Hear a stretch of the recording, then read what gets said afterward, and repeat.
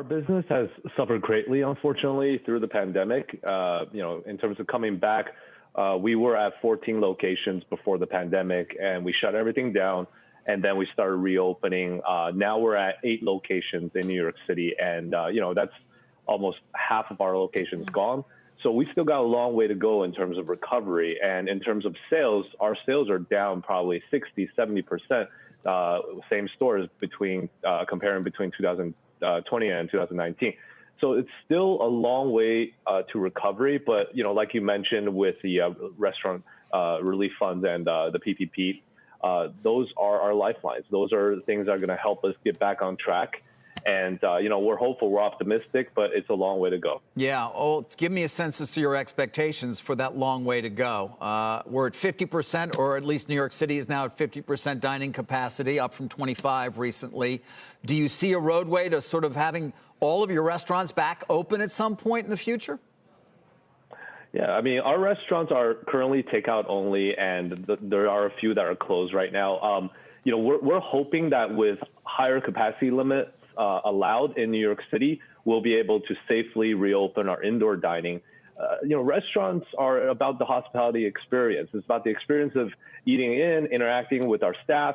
That's what we're all about as well. So to have that, we really want to have 100% indoor dining in order to feel confident that people that it's safe to do so. Once it's safe to do so, then we'll do it, and hopefully we'll be able to make up for some of the losses at that point. And hopefully we'll be able to reopen more locations or open new locations, whatever the circumstances are best fit for us at that point. Jason, I'm a big fan. Love those hand-pulled noodles. So it's good to have you on the show. I mean, one of the things that we watch so closely here at CNBC every Thursday is those weekly jobless claims. There's been a lot of discussion and debate about how stubbornly high they've continued to be, and certainly one of the things that's been floated out there, concepts that's been floated out there, is that as you've seen reopenings and then closings and then reopenings again, that in some cases those claims are people that were let go or furloughed, came back to work, let go again. Just in terms of what you've seen with the ebb and flow of reopenings in New York City, what has that process been like for you? How is it now affecting your rehiring efforts currently? Yes, I think unemployment is definitely still a big concern for our society because of the pandemic. For us, we were just unable to hire back, to offer enough positions, the same number of positions as we used to have, just because we're down so many stores. It's, unfortunately not possible to have that many positions. We just can't afford to. So I think a lot of people are in the same boat at this time. A lot of restaurants, unfortunately, had to reopen, like you said, and then close down again. We had to close down one of our restaurants after reopening, and actually probably more to go soon as well, just because, unfortunately, the economics just don't work. At the same time, employees just feel unsafe still, and reasonably so, that to come back to work, especially those that are living with people with pre-existing conditions and the elderly.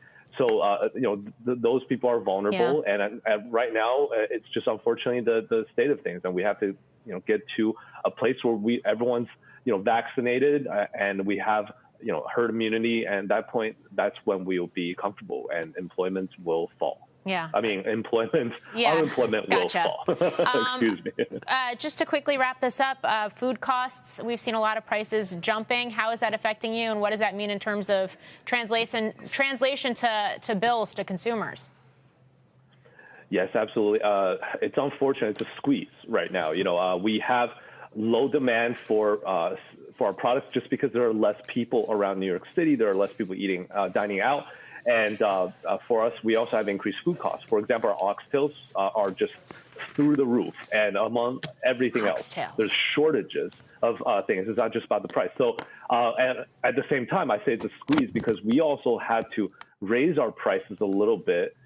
We haven't done so in about 4 years, but we just did in order to make sure that we can still afford to pay our employees the same rate pre-COVID as pre-COVID, and also to try to cover as many of our costs as possible without owing people too much money. So it's a squeeze and it's tough. But I think that having a strong brand definitely helps with that. Mm-hmm. But it's unfortunately something that a lot of restaurants have to face these days.